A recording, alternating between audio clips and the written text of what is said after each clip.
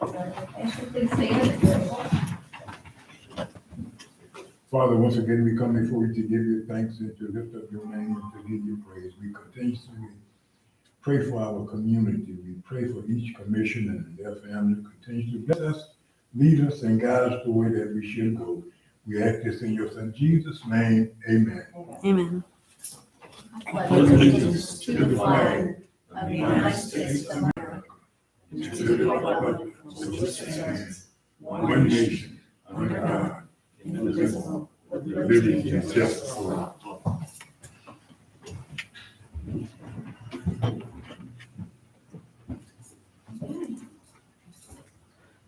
Mayor, just to give you kind of recap a little background, in spring of 2021, the City Commission was facing a finance director that was wanted to retire, had been trying to retire for months. No one was applying for the position. So at the time, the city manager at the time, Mr. Esposito, I believe, introduced Clarion as a firm to fill the role of finance director. So the firm would act in that, cover that capacity, that position. The firm was about 8 months old at the time, I believe, and said we did not go out for RFP. They just brought him in to present.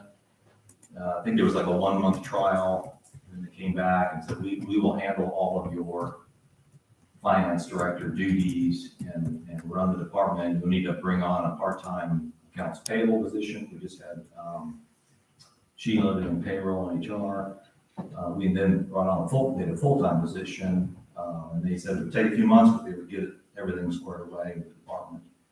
Over the next 2 years, I think we went through about 9 representatives from Clarion. Every time someone new came, didn't know Edmunds, didn't know our software, we had to train, with the exception of Jody. We had to train them, let them get trained and get up to speed and figure out what was happening, starting over again and again and again. So finally, last fall, Jody left the company, and then we didn't have anyone that was coming on site other than a bookkeeper. From about, I can't remember which month, it was October, November, in that area. And that's really when we discovered the trouble began, where we weren't paying our sales tax, our reconciliations weren't happening with the bank, everything was falling apart. We had video conferences with Andrew from Clarion saying, there's no leadership. You guys are supposed to be our finance department, our director, providing leadership to staff. And he kept saying, well, tell us what you want us to do. And I said, you're supposed to tell us what we're supposed to, what's due, what's time, what's next. And so they even, back when Jody was here, they created a list of finance duties, which were not being done. So, and then he finally indicated he's gonna have to raise our rates, which is when we went out to RFP again. They were the only respondent. And then fortunately at that time, Dale became available, and we hired him to take over the railroad to end the contract. But the last few months we didn't pay, and that's what's in dispute now, because we weren't getting any service at that point. It seemed like we were completely on our own. And what Dale found out when he got here is we had been on our own pretty much for months, even though we were paying monthly for the service. So that brings us up to date now, where Bobby has been in communication with their attorney and can continue the story. Yeah, so first, just to ease everybody's mind, normally I'd say 99.9% of the time, settlement offers are confidential. I have cleared it with their attorney just based on our unique circumstance where we have to have our meetings open and to the public. We're not allowed to have a shade meeting until litigation is instituted and filed in the court, which has not been done yet. So basically, they're alleging that we breached our end of the contract by not making payments. We're alleging that they breached their end of the contract by not performing the duties that they were contracted to do for the city. I have no way to know what they're going to do. In their letter, they said that they would do everything to recover fees up into, including filing a lawsuit. What I would anticipate happening if we denied their settlement offers, they would file suit and we would file a counter suit. The court would determine which party was at fault in the breach of contract. If one party was at fault and the other wasn't, then that party that was not at fault would recover. if both parties are found to be found in breach, and there would be some type of set-off calculation that would be done. And what I mean by that is they say, and this is not exact numbers, but say they owe us, their damages were 10,000 and ours were 20,000, we would recover 10,000 because we had 10,000 more damages than they did. So basically, in this situation, you have a couple of options. You can accept their settlement offer, which I believe is for $10,000 flat, which is a few $1,000s below. I was trying to put up the first letter that they sent me. It's a few $1,000s below what there's $3,000 below what they're saying we owe them. We can accept that, or we can reject it, or we can make a counteroffer that I can relay to their attorney. They have a representative here. I don't know if he's able to negotiate on behalf of the company or not. I don't know. But those are really the options. I do anticipate that if we did not accept their offer or come to some type of agreement, then we will result in litigation. Our firm would be happy to represent the city. It would be outside of our contract, so it would be billed at $250 an hour. And I would say the city could expect somewhere in the range of $5,000. And don't quote me on that because I don't know how much litigation would be involved. I would say that's probably about what the cost of the city would be. Interestingly, their contract did not give a right of attorney's fees to the party who wins. So neither party would be responsible for paying the other side's attorney's fees if they lost. That's with a caveat. Florida Statute 57-105 is if you file a frivolous lawsuit in the state of Florida and the court determines that it's frivolous, then you can still be on the hook for fees. Frivolous it's a really high standard. I mean, even if you're arguing for a change in the law, that doesn't even comport to the current law. So I don't think either side would have a frivolous claim in this matter. So that's basically kind of where we're at. I can answer any questions that you have. My recommendation is we reject the offer. Commissioners, do you have any questions? I do. Okay. So, two questions, for Bobby. Bobby, are you listening? Yes, ma'am. Sorry, I just want to make sure that you're hearing me and not researching something. I have two questions for you. One is, you said you estimate, and I understand that's a very ballpark estimate, that litigation could cost us $5,000 ballpark for everything. You say the judge would decide, but what do you think that would look like? I mean, would there be discovery and pretrial? I mean, in other words, you don't anticipate this going to any kind of a trial, I would assume, for $5,000? No, I think that it could. Majority of the cases settle. So what would happen is the amount in controversy, it says in the contract that would be filed in the circuit court, the amount in controversy would be in the county court because they've raised it to $50,000 now to get into circuit court. Unless we were claiming over $50,000 in damages, then we could remove it to the circuit court. So what would happen is whoever files suit first, the other party has 20 days to answer the lawsuit. Then if there's any type of counterclaim, they have 20 days to answer that. At that point, once everything's answered, then the discovery process will take place, probably 3 months. Then it can be set ready for trial. All cases are required to go to litigation, which I don't know how that would look like for us. I think y'all would have to give me a figure that I could sell at, because there's no way that we could stop in the middle of mediation and come in and have a meeting and that type of stuff. So, but yes, it very well could end up at a trial if we couldn't come up with any. It would be I would assume it'd be a non-jury trial, but yes. So, and of course, if they do file suit, we can settle at any time, right? Correct. And then, so our city manager is recommending that we reject the offer. Is that your recommendation also, or would you reject it with a counter offer, or just reject it flat out? So I don't think that I'm in the position to say you should accept or reject. This is what I can say. If you want to be done with it, $10,000 could be paid and we're done. We don't talk about it. We move on. We have some type of settlement agreement. We pick up the pieces and we move on. Or we can offer some type of something that's a little lower than what they're offering. We can offer it back to them. And if we don't I will say that any settlement, once litigation is started, usually entails the party that's making the settlement will entail their attorney's fees incurred up to that point. So normally offers, once litigation gets started, will rise. It's I also want to mention, we are currently paying a CPA to come in. Our audit had to stop because the bank wasn't reconciled through September of last year. So we have a CPA coming in to reconcile us, to get the audit going again, and to catch us up, Which was the responsibility For the of spring. Clarion. which was under Clarion's watch. So we're not ready for our audit again, and that entire audit year Clarion was our finance director. And last year, we had the whole debacle with our audit was because of Clarion, again. Again. And so here we are again, and it's still on Clarion.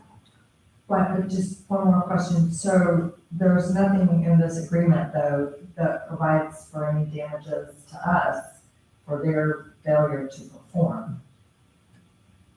not in the contract, that would just be general breach of contract damages. Right, so, but I'm saying there's no provision for it. Obviously, there's quite a bit that's gone wanting. But I mean, realistically speaking, do we have any hope of recovering any of that? I mean, other than just not paying the 10,000? Are you saying like if the court awarded us money, our ability to collect that?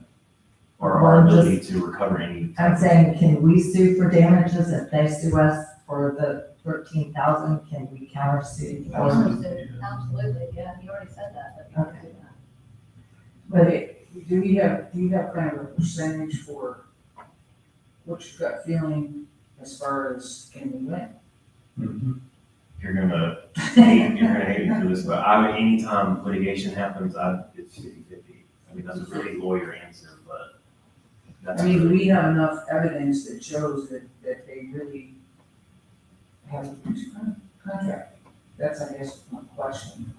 We have enough evidence. I think we do. Yeah. Okay, Our audit that's, status, the bills we're paying, people to get us ready for the audit, Mhm. all this should be done, the audit should be in the books. if you feel comfortable with that, that's what I'm asking. Attorney, we got 5 items down here on the first page, I think they sent to us. I think those 5 items is enough adequate to sue and recover. I really does, you know. So I think we need to take the advice of the administrator and go for it. Cause it there's some pain in the finance, back there. There's some pain. To me, if the job would have been well did, like and professional, we wouldn't have to worry about the government order, or it would have been prepared. It might have been totally direct, incorrect in any kind of every way, but it would have been prepared. And we could have got a letter, Carly could get a letter, almost when we do an audit, I basically read the letter. You know, I don't go through all the figures and, which I don't quite understand. I read what the audit letter tells us that we need to prepare a do. We did we get a letter from the audit firm? We did with last year's audit. We had I think there were 4 items identified. I think 2 of them were repeat items, but we've addressed all 4 items from that audit already. So yeah, it would be good to have had this audit wrapped up and have that letter in hand to see how we did in 2022. We're still waiting. And I recall back when Andrew came and made his pitch to us, of course, we were, as with most communities right now, they're looking for finance directors. You know, we're blessed that Dale was, willing to come over and work with us. But Andrew knew the situation in our finance department and took this contract on. And he assured us that he could have it cleared up. And it seems like we've gotten worse and worse and worse and working at clearing. And every time you went back there, you were dealing with a different person. And every person did something a little different. And so Dale, I mean, does anybody want to hear from Dale? Because right now Dale is trying to unwrangle the mess that honestly, you know, he inherited. So, I mean, does anybody want to hear from Dale? As far as how Dale feels about it? Yeah. I think. Dale, can you kind of give us an idea of your thoughts, having worked in government accounting?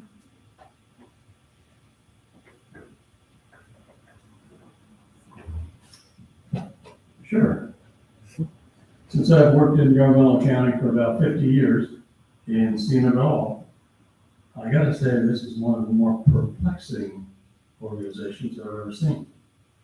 In that all of the information is not there, but then it is there, and then it moves to someplace else. So it's just kind of interesting. I would say that the biggest issue is that right now I'm spending a lot of my time trying to get ready for the 22 audit, which is under the Clarion scope. And in 2 months, we've got the 23 audit coming at us, in which I've got to get prepared for.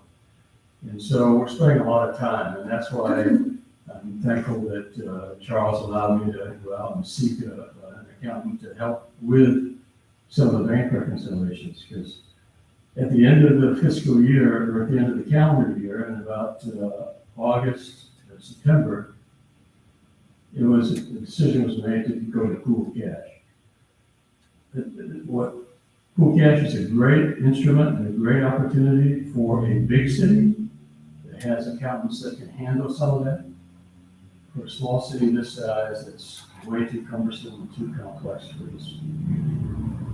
And that was a recommendation from an accountant that was working with us for the Clarion, correct?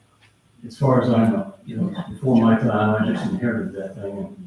And, it can be good, but then you gotta have a good technology system.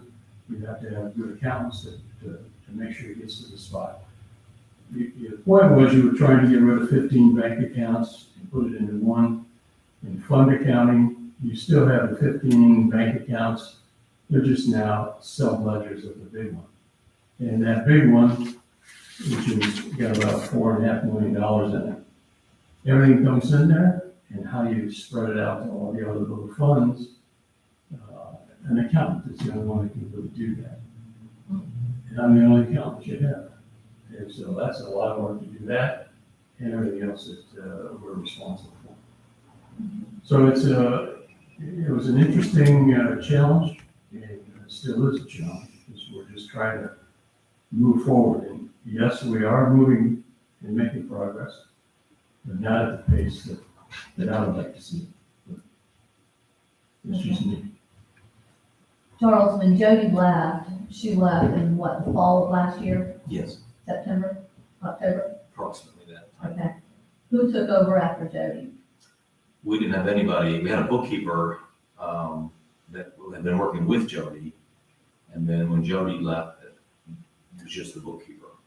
Just And when I had a problem, I ended up Zoom calling with Andrew, but there was no one coming other than a few times. And then Jody had, the bookkeeper had some personal issues or health issues, and so she wouldn't come. So it was, we pretty much were on our own after Jody left. Okay. We kept calling her and bugging her in her new job. She was gracious, trying to give us a little time, but that was it. And then that's when things started falling through the cracks. There was no leadership. And she was the last one that really led, trying to get us squared away and led things. And Andrew, that had the company, he knew at that time that we were without an accountant. That they just assigned a bookkeeper to us, correct? Well, that was his Okay. doing, yeah. Mayor, I have a question for the city manager. So Charles, you said the the last time a Clarion reconciled our bank statements was September. I don't know the exact month. It had to be September because the auditors wouldn't come in and do an audit unless it was completed. Unless the bank statements were reconciled. That's when the auditors came, so it had to be reconciled in September. And Okay. periodically throughout the year, with the 15 bank accounts, the small ones were all reconciled. The bigger ones, some were, some weren't. So 22 wasn't reconciled because the audit had to stop Right. and didn't do any more until that was done. That's what we have a CPA finishing up now. So it would have been prior to last September. Okay, Which was the responsibility of the Clarion. no, I know that, but I know what we hired him to do, was to be our finance director. So when they quit sending someone of the CPA level, are they billing us for the travel that we were supposed to pay? They were just billing us hours, and that was one of his complaints. It's too many hours. We're gonna limit your hours. We need to renegotiate this contract. But we have a fixed rate contract. What, but they weren't sending someone of a CPA level. Correct. They wouldn't bill us. When they wouldn't send anybody, we didn't get a mileage check. We didn't pay for mileage or travel or anything like that. No, I'm saying Jody was the last person at a CPA level, is that correct? Yes. So after that, they would have someone try to do the work, or doing the work who was a bookkeeper. So that was, what, October through, what was their last month here? March. October through March, right. So did that person come, or did they work remotely? It looks like it was primarily remotely. Okay, so we're supposed to get a finance director, and we're getting a bookkeeper, which Dale is a bookkeeper, a finance director. I'm not a bookkeeper. I mean, I'm saying, Yeah. so that was October, November, December, January, February, that was 6 months that we did not have anyone working on our finance department who was at the CPA level. And we were paying our full fee for 4 of those ones. Okay. Good, and you were communicating with, Andrew about this? Yes. Right, and Mayor, I remember when they originally made their, pitch to us, and maybe after, we asked them for a written explanation of what they would do, and there's a PowerPoint somewhere in the city files, all of us have one in our meeting notes, that said specifically the things that they would do. And then we renewed their contract, I think, with the understanding that they would continue with that specific work. And I think I remember that I asked about monthly updates, and I don't think we really got progress reports. And that, okay. All right, so it was 6 months and we weren't getting a CPA. And when Jody was assigned to it, I remember when Jody came over, because I think she came over on Sunday evening the first time. When she came over, Charles was very excited because she kind of spoke the language that, She knew Edmonds. yeah, she did knew software Edmonds, she experience. spoke the language. And he thought that there was light at the end of the tunnel. I just remember him, being relieved. And then Jody was only here a few months, and then she left. And it seems like there's just been a continuous turnover of people within the firm, and so we never got any consistency. And that's not our responsibility, that was his responsibility. Well, part of the tenant stuff done yesterday, cut out some dates and stuff, but I'd like to know how much documentation did you send with your displeasure with the service? Is there enough consistency, or is this after the fact? I have emails that I sent requesting, we ended up with a Zoom call typically as a result of those emails, my complaints. I had one that Jill and Sheila in the room with me to talk, so they could share what they needed and what was missing, what was not happening. And the response was always, well, we can revisit the scope. if you want us to do those things. And the scope was clear that they were the director of the department, need to handle those things. And it just wasn't happening. It's a very frustrating experience. My preface to that is,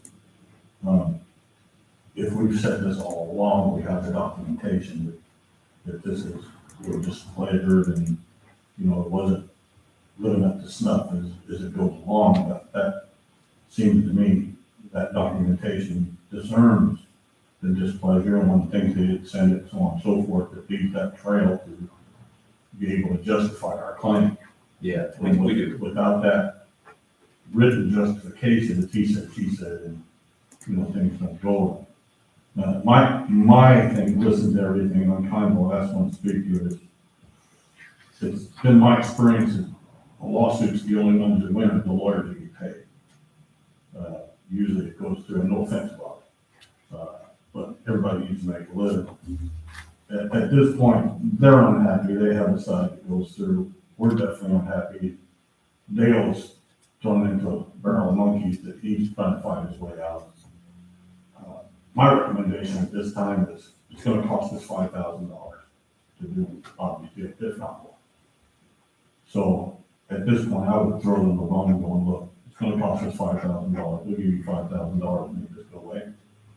If it doesn't, then I said, sick Bobby on and go for the pro. To me, it's gonna cost $5,000 for the attorney one way or another. Only attorneys win to do litigation, they may not like it. The $5,000 piece, one home alone, and maybe paying your own attorney's fees in the end. I don't like paying money, throwing good money after bad. But no one wins the lawsuit and take months and so on and so forth. To have it go away, that'd be my recommendation, to be give them the money that goes through. If they deny it, then as far as I'm concerned, unleash Bobby and throw some look on that there. Well, my recommendation is not to sue unless I mean, pursued. if Yeah. that happens, you know, and so, and that's why I'm offering this is, you know, You want to make a motion? If you want to make a motion. I would make a motion at this time, that we, pay $5,000 to attempt to avert a lawsuit. And, for this to be settled, by Bobby in the way that he sees fit. To contract or settlement, and if not, and if we are sued, then we take it to the. Okay, I have a second. I would second that, yes. Can I say, so it looks like they did cite in the contract and in their letter, the Local Government Prompt Payment Act, which it does appear that the prevailing party is entitled to attorney's fees as well as, interest. So just, I did say that there could be attorney's fees assessed for the prevailing party as well as interest on the other amount. So just if that helps you. Okay. And I have a question for Bobby. So, it's apparent to me that there are things they can do. But I share Commissioner Bailey's concern about the uncertainty of where this will lead us and what kinds of documentation will be required, versus what we may have, the staff time that might be involved. And then what I feel like the missing piece of the puzzle is that you would be the one to provide would be, if we sued ourselves or we countersued for the work that was not done, is that still a 50-50 proposition? Yeah, I think anytime anybody's gonna ask me, their likelihood of winning once lawsuits get filed, it's gonna be in the 50-50 range unless there's some type of admission, or that there's just there's no way I can give you a certain percentage that, hey, we're gonna win this, or we're not gonna win it. The person that could decide, it's either gonna be, 6 people from the community that the only requirement is they have a driver's license or an ID card, or a judge. Right. So that there's always human error, so even if our side was right, the judge could always rule against us. Right, and I mean, have you discussed the particulars of all this, that Charles has just shared with us? have you looked over that? Yes, and that's how they have it in their response, because I wrote Okay, a counter demand letter to them when we received the first demand letter. I think, we got commission approval, so I wrote them back, laid out our problems with the contract, and that's why they addressed them. And I think we said that we had, I can pull it up, and I think we had possible damages in the range of $50,000, based on Because you all having to hire people to come in and deal with the situation at hand. Because I think we had that was my concern. a teacup in. Yeah, I was gonna say, thank you for bringing it up, because at the That same was my time, concern, that we had to, we spent a lot more money than this. Debbie had to come in also. for over a year. Yeah, she had to. And again, we're not in a lawsuit yet. This is their offer to settle this bill at this time. I will say, talking with their attorney, I get every indication that if it's not settled, it goes to us. I will say that. Well, and I think if we do this motion and it comes back and they deny it, whatever, we can meet again. And I don't, So need the, I'd be do glad, you, I don't mind speaking or answering any questions. well, I just didn't know if, because I know if you're authorized to negotiate, because what's gonna happen is if I send an email to them for the $5,000 and they respond, we have to call another special meeting.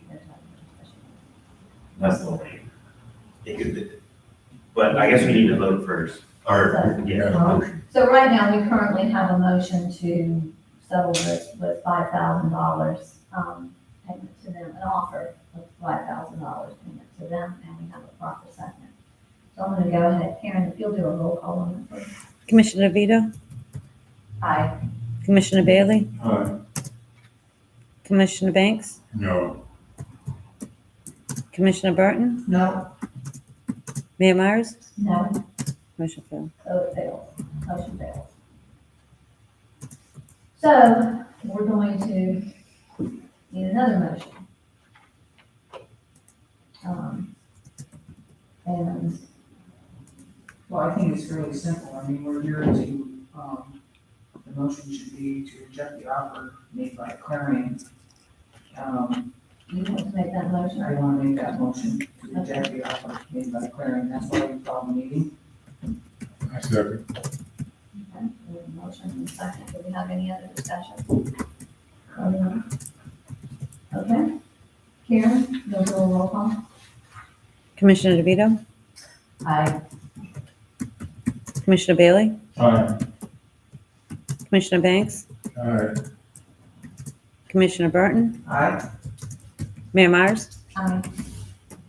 Okay, motion passes. Maria. Yes, it's up to you. Okay, though. You can take that, please. Does this gentleman want to say anything? I should have spoke ahead of time, just voted.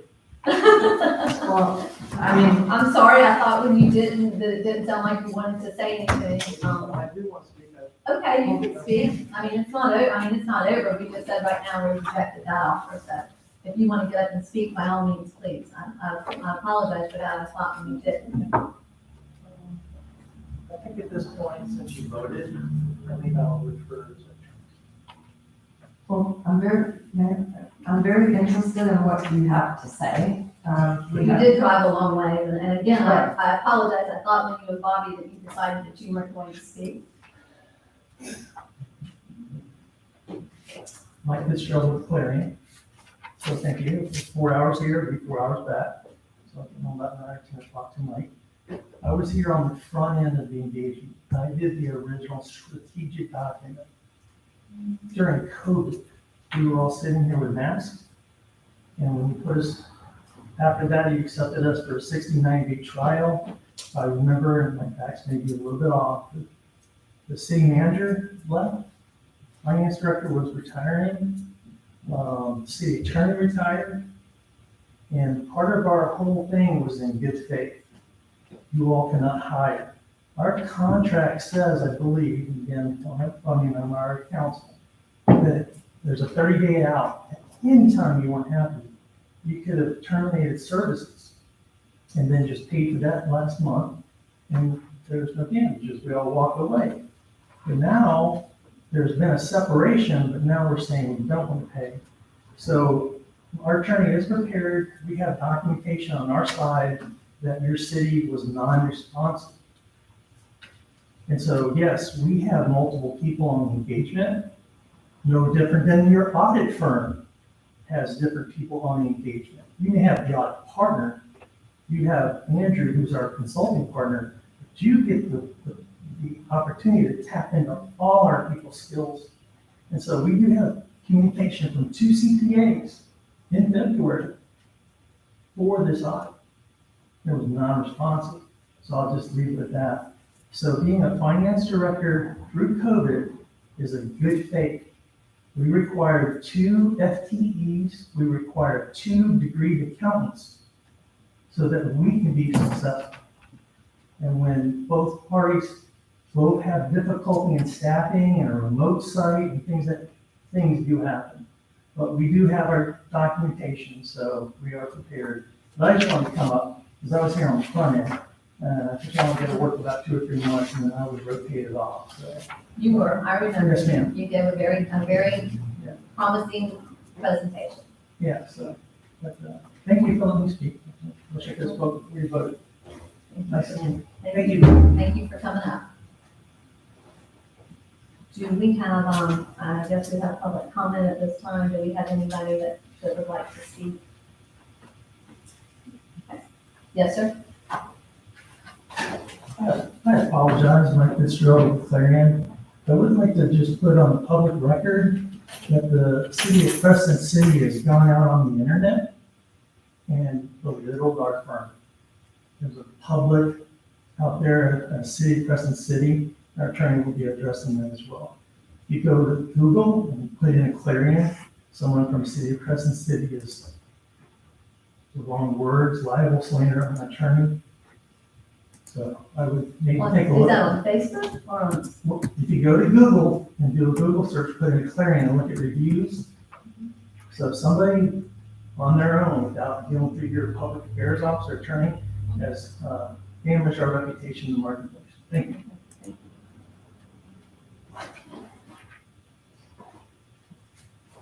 Yes, it's time when we go home. With that, thank you. Do we have, any other discussion, commissioners? I have a question for the city manager and actually for the attorney. I'm not sure I've seen in this contract that we were required to have 2 CPAs on staff. No, that's the first I ever heard of Is that. that what you said? Yeah. Well, we wouldn't have to, we CPAs. had 2 CPAs on staff. 2 PAs, 2 2 CPAs. CPAs. I two know, accountants. I know we needed 2 FTEs, but no, if we had our own CPA, we wouldn't have hired them. And with the 30-day out, I believe, Charles, didn't Andrew continue, I don't know, but weren't you continue to promise that it was gonna they were gonna take care of this?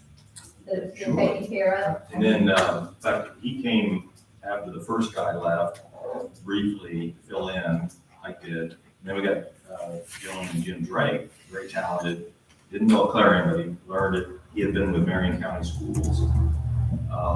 He's the one that found the, undesignated funds we added to the budget that year. But then he got a better offer. He was gone just within months. So then, and then we had, we had appendicitis attack, and then he left, and then we had a woman who literally here one day, and walked away. Yeah, she walked away from it. She was here one day. I remember that. And then Jody came in, and it was another, like, well, she knows the Clarion, and she knows the Edmonds, so that was the thought, well, this is it. So we kept thinking, this is it. Now I got somebody, that just never panned out. And I don't know if he's talking about unresponsive. They're the director of the department, so I'm not sure what he's. Well, that's why I asked you how much conversation you actually had back and forth with this. Yeah, I've got my emails of exasperation. So if you get secondhand information, I'm sure from above to come down to anything to do, but kind of bottom line is both people's unhappy, and unfortunately, it probably will be up to the court to decide. Mayor, I do have one Yes, more ma'am. question for Charles, and just generally, have the memo that you prepared for us, the first few sentences that it mentions the retirement of our last full-time before Dale finance director, Debbie Peacock. And I mean, it reads a little bit as if, it says clean up the audit comments and general operations of the finance department after the retirement of Debbie Peacock.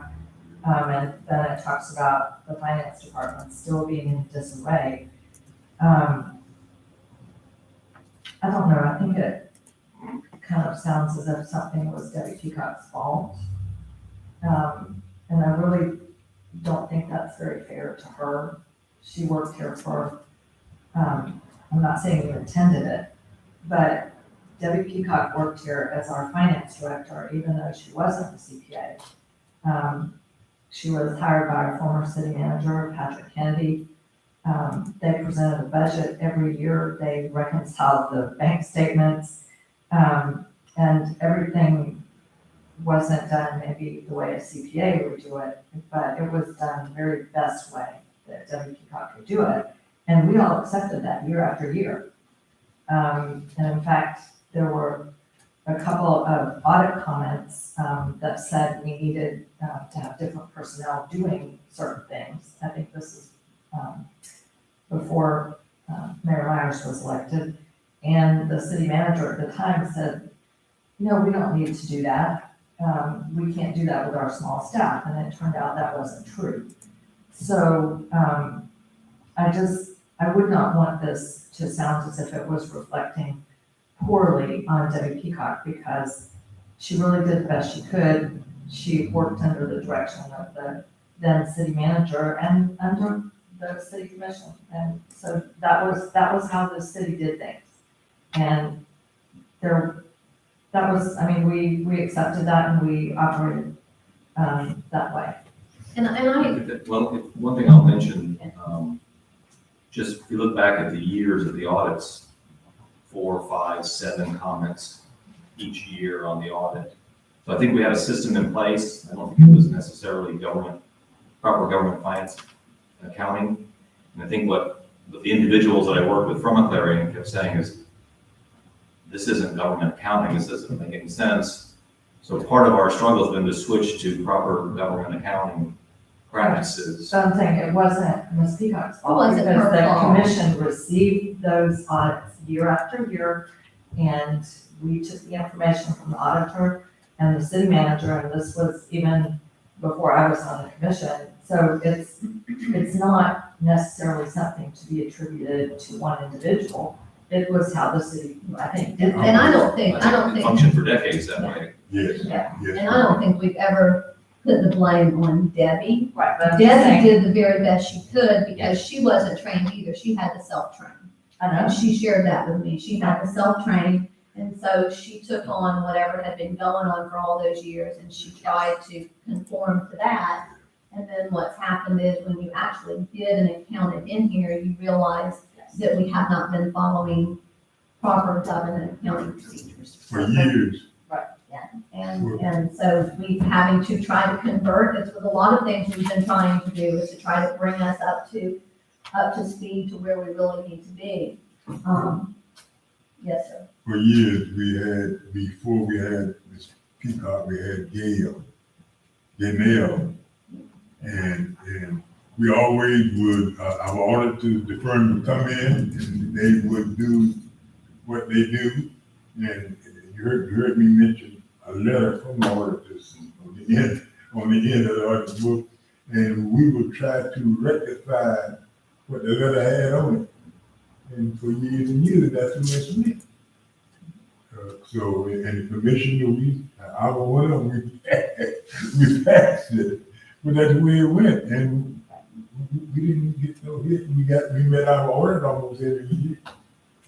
And I believe from talking to Ms. Peacock, early on, is that when the city switched over to Moore, they had been with the other accounting firm, and they kind of helped them, coached them through things, and then Moore acted like a true auditor to come in very objectively. And and so that's when I think things started to change a little bit, because we had to conform to what they were looking for, through their audits. So, you know, it's unfortunate. I know it keeps Charles up at night, it keeps all of us up at night, just, you know, but hopefully we have, Dale gonna be on. Hopefully, we're gonna be moving in the right direction. We're hopefully moving in the right direction. Yes, ma'am.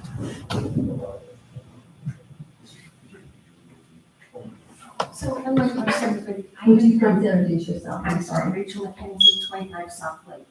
I have probably prepared for between 250 and 350 trials. So going to court is not a big deal to me. And I would totally agree with Bobby that it is 50-50 no matter what. But we have a lot of damages. And if they didn't have an accountant here, they didn't follow the terms of the contract.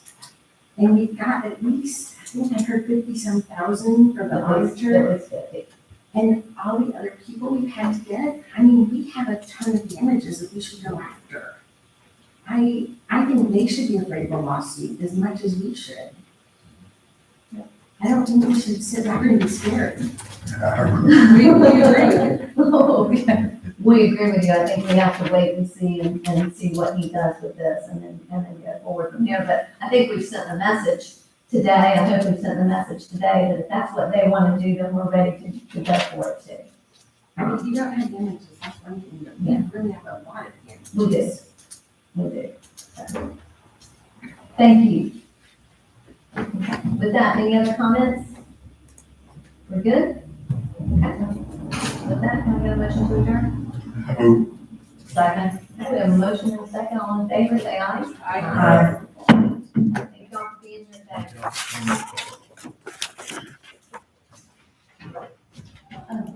Harry? Yes. I have a question for you before you get